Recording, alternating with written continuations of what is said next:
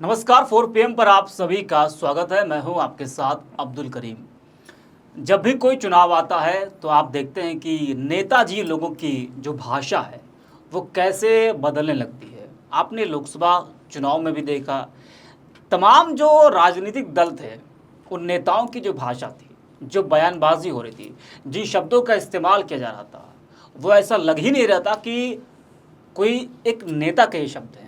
ऐसा लग रहा था किसी सड़क छाप के वो शब्द हैं। उस वक्त ये बात उठी भी, और इस वक्त भी जब उत्तर प्रदेश के विधानसभा उपचुनाव होना है, 10 सीटों पर उपचुनाव होना है। जो चुनाव है वो सरकार नहीं बनाएगा, लेकिन 27 का ये सेमीफाइनल है और दोनों दलों के लिए, जो दोनों गठबंधन है, इंडिया और एनडीए, इन दोनों के लिए बहुत ही महत्वपूर्ण ये चुनाव है। आप सबको पता है कि इंडिया गठबंधन के हौसले इस वक्त बुलंद है, लेकिन एनडीए को मेहनत करने की सख्त ज़रूरत है। इसी वजह से आप देख रहे हैं कि जितनी भी 10 ये जो विधानसभा सीटें हैं, तो उन ज़िलों में सरकार जो है वहाँ पर तमाम जो सौगात है वो दे रही वहाँ के लोगों को। मिल्कीपुर की अगर बात करें तो ये मिल्कीपुर बहुत ही इंपॉर्टेंट सीट हो जाती है, बहुत ही महत्वपूर्ण सीट है। ये हॉट सीट इसको आप मान सकते हैं, अयोध्या की जो मिल्कीपुर है। 5-5 बार दौरे किए हैं मुख्यमंत्री योगी आदित्यनाथ ने इस महीने अयोध्या के। अब आप समझ सकते हैं कि ये चुनाव कितना महत्वपूर्ण है बीजेपी के लिए और भी तमाम दलों के लिए। लेकिन कल अयोध्या के मिल्कीपुर में जिस तरीके से मुख्यमंत्री योगी आदित्यनाथ ने जो बयान दिया, जो बातें कही, हालांकि ऐसा नहीं कि सिर्फ योगी ने ही कोई ऐसा बयान दिया हो, इससे पहले भी आपने अखिलेश यादव के भी बयान सुने, अखिलेश यादव की भाषा को भी आपने सुना। लेकिन कल जो मुख्यमंत्री ने कहा कि जैसे कुत्ते की दुम सीधी नहीं हो सकती, वैसे सपा के गुंडे हैं। ये भाषा है, ये शब्द है प्रदेश के एक मुखिया की। जी हाँ, उनके बयान पर इस वक्त घमासान मचा हुआ है। इन बयानों का उपचुनाव पर कितना असर पड़ेगा, क्योंकि जनता, देखिए, किसी भी दल के नेता द्वारा ऐसी भाषा का समर्थन जनता भी नहीं करती है। लेकिन चुनाव है तो बयानबाजी भी होगी, दोनों तरफ से हो रही है, बीजेपी की तरफ से भी हो रही है, अखिलेश यादव की तरफ से भी हो रही है। वो बयान भी आप लोगों को हम सुनाएंगे, लेकिन पहले हम करेंगे चर्चा। हमारे साथ हमारे सहयोगी आराध्य त्रिपाठी जी है। आराध्य जी, आपने तमाम चुनाव देखे और तमाम नेताओं के बयान भी देखे। जैसे कि हमने पहले ही जिक्र किया, लोकसभा चुनाव का पहला फेज़ आपको याद होगा, जब पहला चरण हुआ लोकसभा चुनाव का, तो उसके बाद मुख्यमंत्री योगी आदित्यनाथ की भाषा भी आपने देखी, प्रधानमंत्री की भी भाषा आपने देखी, मंगलसूत्र, हिंदू मुसलमान, न जाने किन किन कैसी कैसी बातें उस वक्त की गई। और ऐसा नहीं कि सिर्फ उन्हीं की तरफ से हुई, बाकी दलों की तरफ से भी हुई। लेकिन कल का जो बयान सामने आता है, जिस तरीके से योगी आदित्यनाथ कहते हैं, एक उस पार्टी के बारे में कहते हैं जिस पार्टी ने आपको शिकस्त दी, जो पार्टी इस वक्त देश की सबसे बड़ी तीसरी पार्टी बनकर उभरी है लोकसभा चुनाव में। अब उस पार्टी के कार्यकर्ता को यह कहते हैं कि जिस तरीके से कुत्ते की दुम सीधी नहीं हो सकती, वैसे ही सपा के गुंडे हैं। कैसे देखते हैं इसको आप? देखिए, जहाँ तक हमको लगता है अब्दुल जी, ये सिर्फ और सिर्फ सीएम योगी की और भाजपा की खींच है। उनको ये उम्मीद नहीं थी कि हमारा हाल ये होगा यूपी में। और अयोध्या सीट जो मान के चल रहे थे कि फैजाबाद लोकसभा सीट जो है कि वो हम जीतेंगे ही जीतेंगे, अगर उस सीट पे भी उनको हार मिली है, और अब वो ये बयान भी उनका मिल्कीपुर में आया है। मिल्कीपुर को आप ये समझिए, मिल्कीपुर की सीट जो है उन्होंने वो अपनी प्रतिष्ठा से जोड़ दिया, खुद अपने आप को वहाँ का प्रभारी बनाया सीएम योगी ने। और ये सपा का बयान, अब उनके पिछले कुछ बयान देखिए लोकसभा चुनाव के बाद से, जो एक बार वो थोड़ा सा डाउन पड़े थे, अब वो फिर से लगातार सिर्फ हिंदू मुसलमान के जरिए वो मतलब ध्रुवीकरण की और तुष्टीकरण की राजनीति पे उतर आए हैं। तो ये मुझे जहां तक लगता है कि उनकी खींच है, उनका खींच का बयान है। वरना ऐसा नहीं है कि ये बयान से इनको कोई राजनीतिक लाभ मिलेगा, ना वहां पे मिलेगा ना प्रदेश में मिलेगा, क्योंकि इससे पहले भी कई मौकों पे हर दल ने ये ट्राई किया है, बट किसी का काम नहीं हुआ। अगर हम योगी को ही देखेंगे तो 2018 का राजस्थान विधानसभा चुनाव मुझे याद आता है, जब इन्होंने बजरंगबली को दलित बता दिया था कि वो दलित हैं, आदिवासी हैं, पिछड़े हैं। नतीजा क्या हुआ, अब उस इलेक्शन में 2018 में राजस्थान में उनको हार मिली थी। फिर कह दिया था कि अगर सपा बसपा और कांग्रेस को अली पे भरोसा है तो हमें बजरंगबली पे भरोसा है। वो भी उनको वहाँ पे राजस्थान मध्य प्रदेश में हार मिली। तो ये, और अभी जैसे इसमें लोकसभा के चुनाव में बोले थे कि अगर कांग्रेस सत्ता में आएगी तो शरिया कानून लागू कर देगी। तो मोदी जी की तरफ से बोला गया था मंगलसूत्र, मोदी जी वहाँ मंगलसूत्र करे, भैंस चोरी कर लेंगे। ये सब जो बयान है ये उल्टे ही हमेशा असर करेंगे जो भी बोलेगा, क्योंकि जनता अब ये जान गई कि आप सिर्फ बांटने के लिए या अनर्गल ये बयान दे रहे हो एक दूसरे पे, इससे ना उनको कोई लाभ मिलना है जनता को, ना आपको कोई लाभ मिलना। अच्छा, तमाम जो जानकार हैं, मैं उनके बयान को सुन रहा था, वो कह रहे थे कि ऐसी भाषा का इस्तेमाल तो हमने कभी देखा ही नहीं। जिस तरीके से इस वक्त जो, अरे प्रधानमंत्री और मुख्यमंत्री कह रहे थे कि विपक्षी दल तो ठीक है, चलिए वो लोग करते आए, लेकिन एक प्रदेश का मुखिया और देश का प्रधानमंत्री अगर ऐसी भाषा का इस्तेमाल करें तो वो लोग कह रहे थे हमने तो ऐसा कभी देखा ही नहीं जो इन बीते कुछ सालों में देखने को मिल रहा है। देखिए, मुझे लगता है कि ये भाषा ऐसा मतलब उस देश में हो रहा है जिस देश में कभी हम अपने विपक्षी प्रधानमंत्री को बोलता था कि वो दुर्गा का स्वरूप है, कभी हम सत्ता में होते थे बट विपक्ष के बंदे को हम आगे, विपक्ष के नेता को, अटल जी को हमने भेजा था।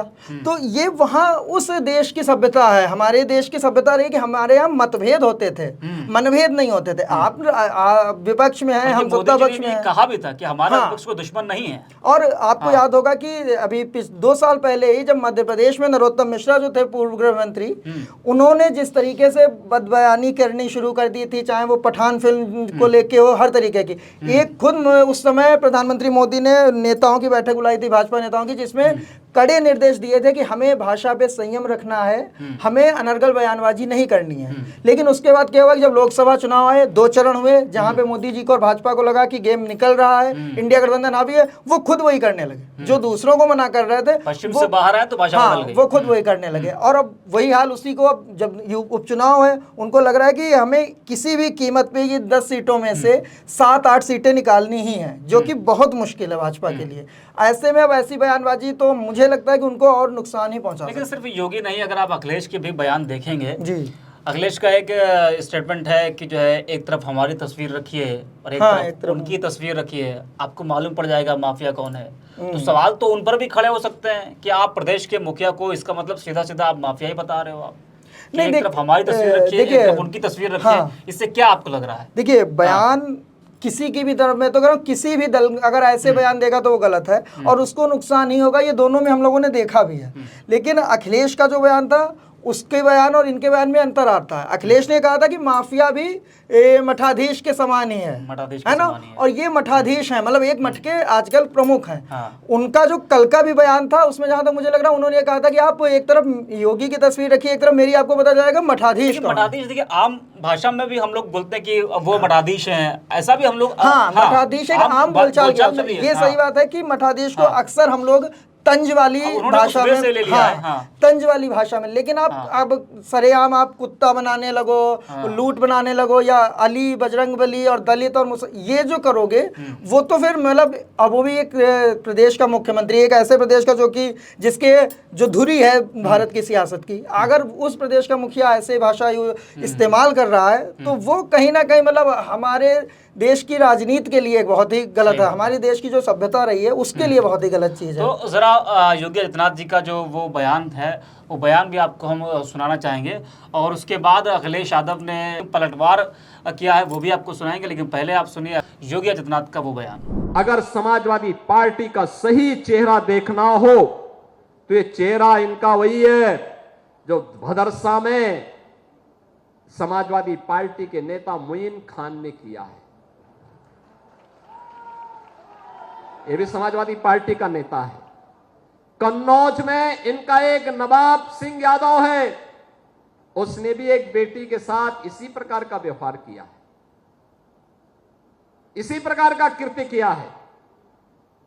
अभी आप देख रहे होंगे भदोई में भी इनका एक विधायक, भदोई का कारनामा भी इनका देखिए। हरदोई में भी एक अधिवक्ता की हत्या समाजवादी पार्टी के ही पूर्व जिलाध्यक्ष के द्वारा की गई। एक बालिका के साथ अलीगढ़ में, मऊ के अंदर भी इनका एक नेता इस प्रकार के दरिंदगी की में शामिल पाया गया, और इनका एक विधायक पूर्व बन चुका है, उसके द्वारा भी कानपुर में इसी प्रकार के कृत्य किए जाते थे।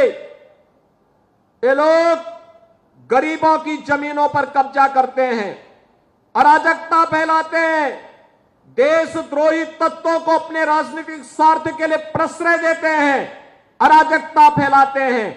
और इसीलिए मैं कह सकता हूं बहनों और भाइयों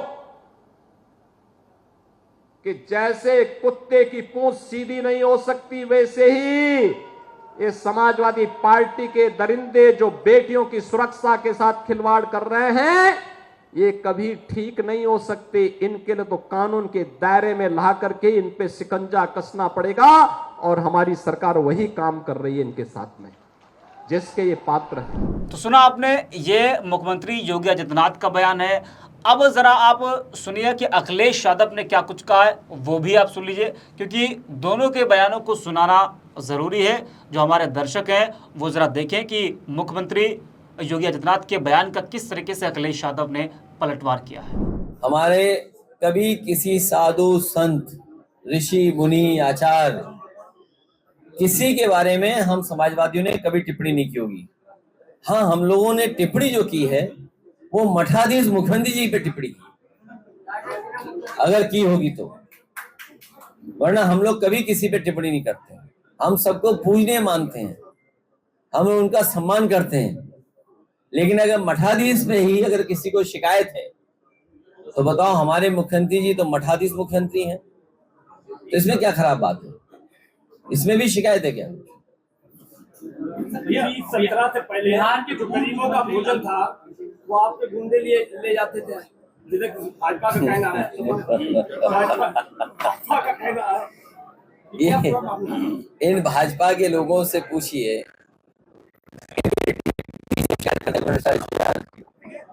आप पता करिए, डिप्टी सीएम भ्रष्टाचार का करते हैं शिकायत, इनके विधायक न्याय मांगने के लिए धरने बैठते हैं, इनके विधायक भ्रष्टाचार के खिलाफ धरने पे बैठते हैं, इनके विधायक मंत्री कह रहे हैं लूट हो रही है, लूट, अधिकारी कह रहे हैं लूट हो रही है। तो बताइए, ये भ्रष्टाचार और बेईमानी किसकी सरकार में ज्यादा है? इसलिए पुरानी बातें न करें, आज के समय पे क्या चल रहा है ये बताएं। तो इन दोनों बयानों को आपने सुना, तो जो भाषा की मर्यादा है वो किस तरह से तार तार हो रही है। अब इसका जो असर है वो उपचुनाव पर कितना पड़ता है। जिस तरीके से जो विपक्ष है वो ये आरोप लगा रहा है कि ये बौखलाहट की वजह से ऐसी भाषा बोली जा रही है, ऐसे शब्दों का इस्तेमाल किया जा रहा है, इसका असर जो है उपचुनाव पर कितना आप देख रहे हैं, कितना पड़ने वाला है? देखिए, पिछले कई चुनावों को अगर हम देखेंगे तो जब भी जिस भी पक्ष की तरफ से बदजवानी हुई है, नुकसान उसी को हुआ है। चाहे वो 2019 के समय में वो मणिशंकर अय्यर का वो नीच वाला बयान हो, या सोनिया गांधी ने कुछ वो सौदागर मौत का सौदागर वगैरह बोला था, भाजपा ने उसको, ये अलग बात है कि अन्य पार्टियों के मुकाबले भाजपा ऐसे मुद्दों को बहुत जल्दी उछाल लेती है। मुझे अभी तक नहीं लग रहा कि सपा ने इस मुद्दे को उतने अच्छे से अभी उछालना शुरू किया। 2 ही दिन हुए हैं, लेकिन सपा ने उस तरीके से उन्होंने अपनी सफाई देनी शुरू करी। आप लेकिन अगर ये ऐसा बयान है जिसपे आप उसे उछालें, है ना, इस पे आपको समर्थन मिलेगा, क्योंकि बदजवानी नहीं ही कर सकते। सिंपैथी मिलेगी सपा को, सिंपैथी मिलेगी, सिंपैथी तो नहीं कहेंगे, जनता को ये जरूर लगेगा कि ये खींच है। और वैसे भी मिल्कीपुर में जहाँ ये इतना प्रयास करे, वहाँ तो वैसे भी समीकरण सपा के ज्यादा हमें पक्ष में लगते हैं, क्योंकि वहाँ पे 65,000 लगभग शायद यादव वोट है, 60,000 पासी वोट है, और 35,000 लगभग मुस्लिम मतदाता है। तो पक्ष तो उनका हावी लग रहा है, इसीलिए।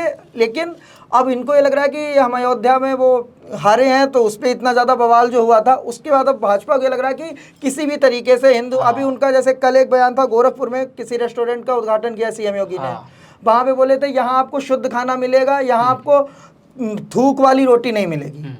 ये भी उनका एक इशारा है ना, जो कुछ ऐसे वीडियोस वायरल हुए थे। तो आप हर तरीके से भाजपा और सीएम योगी सिर्फ और सिर्फ तुष्टीकरण और ध्रुवीकरण पे इस उपचुनाव को लाना चाहते हैं। और सिर्फ देखिए, कोई अखिलेश यादव के लिए नहीं ये बातें कही जा रही हैं, और ना ही कोई सिर्फ मुख्यमंत्री योगी आदित्यनाथ की तरफ से या बीजेपी के नेताओं की तरफ से।